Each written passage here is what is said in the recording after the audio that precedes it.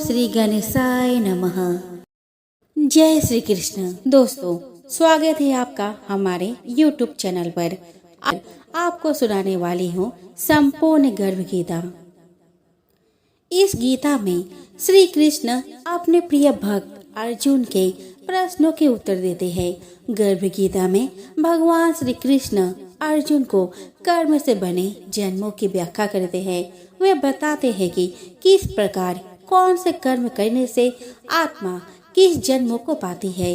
गर्भ गीता वेद पुराणों की तुलना में भिन्न माना जाता है। गर्भ गीता में बताया गया है कि जरुदीक्ष क्या होता है, हरि ओम का क्या अर्थ है और जगन्नाथ कौन है। इस गीता में बताया गया है कि कैसे मनुष्य आत्मज्ञान को प्राप्त करता है, मोक्ष या मुक्ति प्राप्त करता है। गर्भवती महिलाओं को गर्भ गीता का पाठ सर्वोत्तम बताया गया है। इस गीता में श्री कृष्ण और अर्जुन का संवाद प्रस्तुत है। इस गीता में यह भी कहा गया है कि क्यों किसी की पत्नी जवानी में ही क्यों मर जाती है और क्यों पिता के पहले पुत्र मृत्यु को प्राप्त हो जाता है। इन सभी प्रश्नों के उत्तर इस गर्भ गीता में विवरण किया गया है। तो चलिए श्रवण करते हैं। गर्भ गीता की शुरुआत में अर्जुन भगवान से यही प्रश्न पूछते हैं कि आत्मा का पुनः पुनः जन्म क्यों होता है, इस जन्म में उसके क्या कर्तव्य होते हैं, किन पाप कर्मों के कारण यह जीवन में अनेक दुखों को पाता है और किन कर्मों के कारण वह जीवन में अनेक सुखों की प्राप्ति करता है और अंत में वह कौन सा मार्ग है जिसके द्वारा वह मोक्ष और मुक्ति को प्राप्त करता है, अर्थात वह आत्मा कब भगवान में ही लीन हो जाती है और उस आत्मा का जन्म मरण का सारा दुख समाप्त हो जाता है। परंतु जिसे मुक्ति नहीं मिलती उन्हें अलग अलग योनियों में जन्म लेकर अपने अच्छे और बुरे कर्म को भोगना पड़ता है। अर्जुन कहते हैं, हे भगवान, कृपया बताएं कि जीव जब गर्भ में आता है तो वह किस पूर्व कर्म के कारण आता है। हे मधुसूदन, प्राणी जन्म के पूर्व गर्भावस्था को कष्ट भोगता है और जन्म लेते समय भी असहाय कष्ट पाता है। इसके उपरांत वह संसार में रहकर रोग पीड़ा भोगता है, उसे बुढ़ापा आता है, प्राणी की मृत्यु भी होती है। अस्तु प्रभु जी, कृपया यह बताए कि वे कौन से कर्म हैं जो प्राणी को जन्म मरण से रहित बनाते हैं। श्री कृष्ण कहते हैं, हे अर्जुन, जन्म मरण का बंधन उन प्राणियों की नियति है जो संसार में लिप्त रहते हैं। ऐसे प्राणी संसार में अनुरक्त रहते हैं, अर्थात संसार के नश्वर पदार्थों से ही प्रेम करते हैं। वे सांसारिक वस्तुओं की कामना करते हैं। प्राणी संसार की माया पाने की चेष्टा तो करता है, परंतु मेरी भक्ति पर ध्यान नहीं देता। इसके कारण वह बारंबार और अनेक योनियों में जाकर जरा मरण का दुख उठाता है। अर्जुन कहते हैं, हे जनार्दन, सांसारिक मोह माया से मुक्ति तो बहुत कठिन है। माया चित्त हर लेती है। मन काम, क्रोध, लोभ, मोह और अहंकार रूपी विकार से गिरा मदमस्त हाथी है। तृष्णा रूपी शक्ति से प्रेरणा देती है। 5 विकारों में अहंकार प्रबल है जो कि प्राणी को नरक में ले जाता है। हे ऋषिकेश, इस मदमस्त हाथी को कैसे भस्म किया जाए? मन को भक्ति में लगाने हेतु क्या उपाय करना उचित है?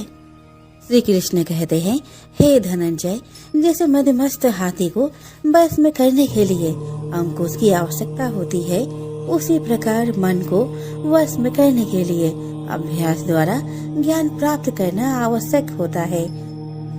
भक्ति और ज्ञान बराबर अभ्यास करते रहने पर ही प्राप्त होते हैं। अर्जुन कहते हैं, हे मधुसूदन, आपके भक्ति के लिए कोई वन खंडों में जा रमते हैं और कोई बैरागी बनकर स्थान स्थान पर भ्रमण करते रहते हैं। हे प्रभु, कृपया बताएं कि आपकी भक्ति कैसे मिल सकती है।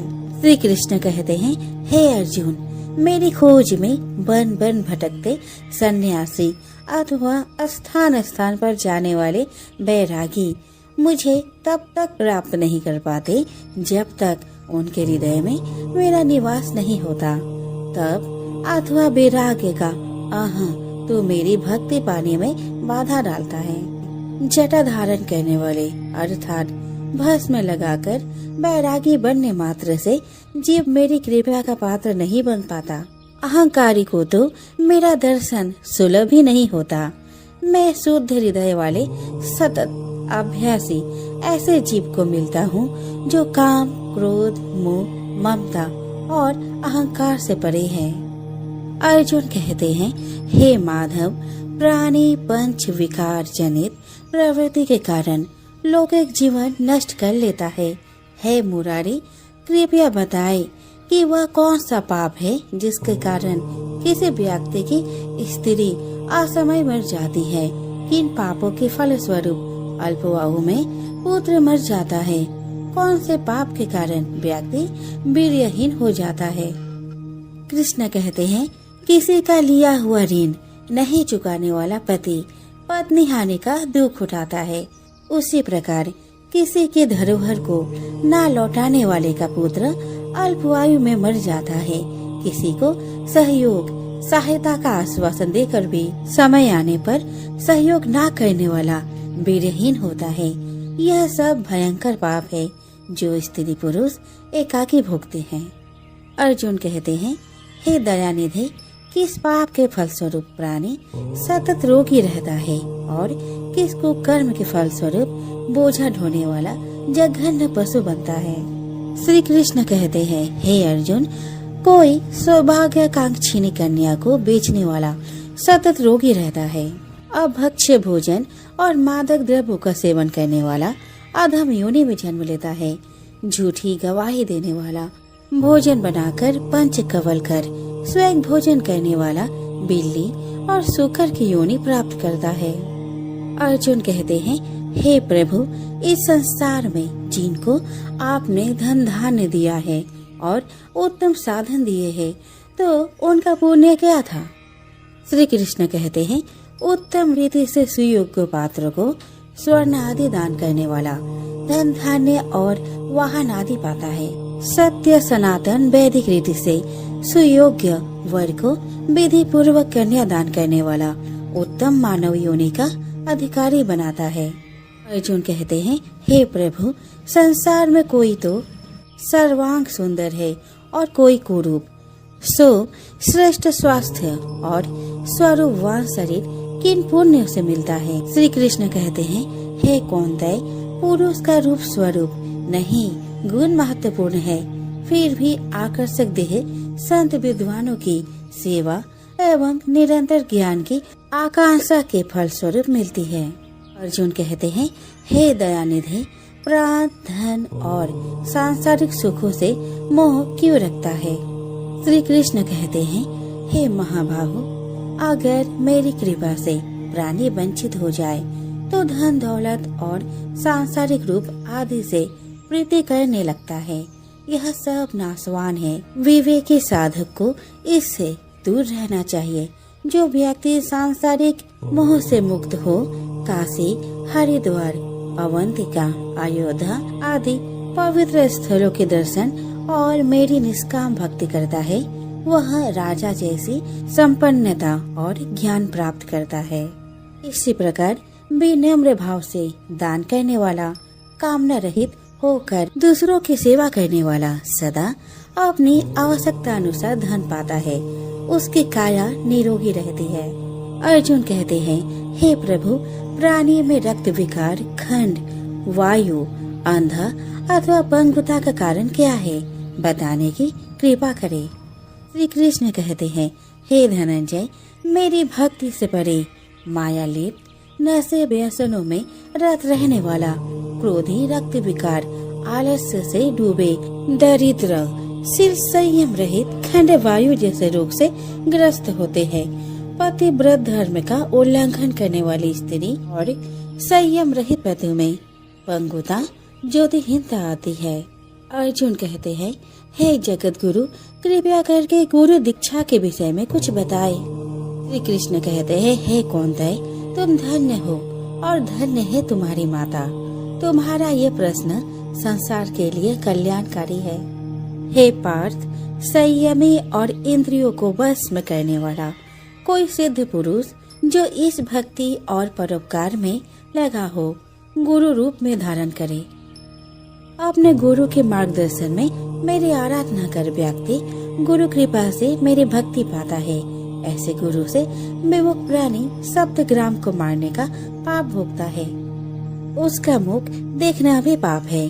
जैसे मदिरा भांड से सटा गंगा जल अशुद्ध हो जाता है, उसी प्रकार गुरुद्रोही गृहस्थ साधक की साधना निष्फल रहती है। ऐसे व्यक्ति कुकर, सूकर, काक आदि योनियों को पाता है। वह अजगर के समान आलस्य में डूबा तिरस्कार पाता है। अतः गुरु आज्ञा पालक, साधनशील, व्यसन रहित जीवन व्यतीत करना चाहिए। हे धनंजय, गुरु दीक्षा बिना साधक का उद्धार नहीं होता है। मेरी भक्ति की इच्छा करने वाले को गुरु धारण करना उत्तम है। जैसे नदियों में गंगा, व्रतों में एकादशी और जीवों में मनुष्य तन श्रेष्ठ है, उसी प्रकार साधक की सिद्धियों में गुरु कृपा श्रेष्ठ है। गुरु सेवा का फल असम्यक यज्ञ से भी अधिक फलदायी है। प्रसंग है कि साधु, गृहस्थ, इंजीनियर, अध्यापक, डॉक्टर, वकील, राजनेता, वैज्ञानिक ये सभी बच्चे के रूप में अपनी माता से ही जन्म लेते हैं और उन्हीं की गोद में संस्कार पाते हैं। अतः यदि माताएं शुद्ध संस्कारी होंगी तो बच्चे भी शुद्ध संस्कार प्राप्त करते हुए बड़े होंगे। पत्नी का काम है कि वह विवेक पूर्वक घर परिवार को चलाए। इस प्रकार परिवार सुधार के संदर्भ में स्त्रियों का बड़ा ही दायित्व है, इसीलिए उनका आदर आवश्यक है। आदर तो एक छोटे सदस्य का भी होना चाहिए। फिर गृहिणी, जन्मदात्री और संस्कार दात्री का आदर करना अत्यंत आवश्यक है। वृद्धों का शरीर बल लूट जाता है, परिवार पर उनका शासन भी धीरे धीरे हट जाता है। अतएव अधिकतम वृद्धों के मन में निराशा, रूखापन और असंतोष उत्पन्न हो जाते हैं। इसीलिए वृद्ध धीरे धीरे थोड़े चिड़चिड़े हो जाते हैं। उनकी थकी दृष्टि में चारों ओर सूनापन दिखाई देता है। अतः परिवार के स्वजनों का कर्तव्य है कि वे वृद्धों का पूरा सम्मान दे, उनकी सेवा और आदर करे। परिवार वाले वृद्धों को यह अनुभव न होने दे कि उनका उस घर में कुछ नहीं रहा। वृद्धों को ऐसा लगे कि परिवार वाले हमारे अनुगामी हैं। दूसरी बात, 10 दिनों बाद तुम भी वृद्ध हो जाओगे। जो आज वृद्धों की आवश्यकता है वही तुम्हें 10 दिनों के बाद चाहिए। अपने ही कर्मों के फल भोग सबको मिलते हैं। अगर तुम वृद्धों की सेवा किए रहोगे तो तुम्हें भी बुढ़ापे में सेवा मिलेगी। अपने को सेवा की आवश्यकता पड़े या ना पड़े, हम वृद्ध जनों की सेवा करें और उन्हें सम्मान दें। गृहस्थ और मठाधीशों का परम कर्तव्य है दरवाजे पर आए हुए अतिथि एवं अभ्यागत का यथा योग्य सत्कार करना। यह भारतीय नीति शास्त्र का नियम है। अभ्यागत गुरु के समान आदरणीय है। जहाँ अभ्यागत का आदर व सम्मान नहीं होता, वे परिवार तथा समाज उस जमीन की तरह उन्नतिहीन हो जाते हैं। अतिथि सत्कार से सुकीर्ति और संपत्ति बढ़ती है। जहाँ शाम को इकट्ठे होने पर अपने विचारों और बातों को एक दूसरे के सामने रखते, एक दूसरे के सामने पढ़ने पर गंभीर हो जाते हैं। एक साथ न भोजन करते और न बैठते हैं। समझ लो ऐसा परिवार एवं समाज का विघटन शीघ्र होने वाला है। परिवार एवं समाज के लोग जब शाम को इकट्ठे होते हैं तब वे यदि एक दूसरे से हंस हंस कर बातें करते हैं तो मालिक को अपने अपने कर्मों का लेखा जोखा देते तथा एक दूसरे को निश्चल होकर बताते हैं, तब यह निश्चित समझा जाता है कि इस परिवार एवं समाज के लक्षण शुभ है। कोई व्यापार घाटे में चले तो यह कोई व्यापार नहीं। व्यापार वही सफल है जिसमें मूलधन तो बना ही रहे किंतु मुनाफा में निरंतर वृद्धि होती जाए। अधिकतम लोगों का यह व्यापार घाटे में ही चलता है। अधेर अवस्था में जो कुछ प्रसन्नता शेष है वह सब भी बुढ़ापे में काफूर हो जाती है। इस प्रकार मानव जीवन रूपी व्यापार निरंतर घाटे में चलकर अंत में इसका दिवाला पिट जाता है। बहुत कामना अहंकार प्राणियों से द्वेष, बात बात में क्रोध एवं द्रोह, असहनशीलता, कुछ भी घाटा न उठाकर थोड़े थोड़े में मुकदमेबाजी आदि करके लोग अपनी जिंदगी को नर्क के जैसा बना लेते हैं। हंस हंस कर प्रसन्नता में जीने योग्य जीवन को ईर्ष्या, द्वेष, दुख, संताप में जल जल कर जीते हैं। सब भौतिक सुख सुविधाओं के पा जाने पर भी संसार के अधिकतम लोग निरंतर नरक में जीते हैं। ईर्ष्या, द्वेष, कलह, बेमनस्य, वेर, चिंता, मानसिक उलझन आदि से लोग निरंतर पीड़ित रहते हैं। मनुष्य के अंदर जितना स्वार्थ तीव्र होगा वह उतना ही राग द्वेष का शिकार होगा और ऐसा आदमी कभी शांत नहीं हो सकता। धन चाहे थोड़ा हो परंतु मन पवित्र हुए बिना जीवन में सुख नहीं मिलता। मन की पवित्रता के लिए संतों एवं सज्जनों की संगति और मन में शुद्ध और अच्छे विचार चाहिए। जीवन का आखिरी हिस्सा बुढ़ापा है। कहा जाता है कि अंत अच्छा तो सब अच्छा, परंतु दुर्भाग्य है कि अधिकतम लोग का बुढ़ापा सर्वाधिक दुखपूर्ण हो जाता है। तो दोस्तों, यहीं पे मेरा ये वीडियो समाप्त होता है। आशा करती हूँ कि आपको हमारी ये वीडियो अच्छी लगी हो। जाते जाते मैं आप सभी को कहना चाहती हूँ, सभी को गर्भ गीता का अनुशीलन अवश्य करना चाहिए। साथ ही यह मान्यता भी है कि जो गर्भवती महिलाएं गर्भ गीता का श्रवण करती है उसका गर्भस्थ शिशु अच्छे संस्कार ग्रहण करता है। जन्म लेने के बाद वो आदर्श से जीवन व्यतीत करता है।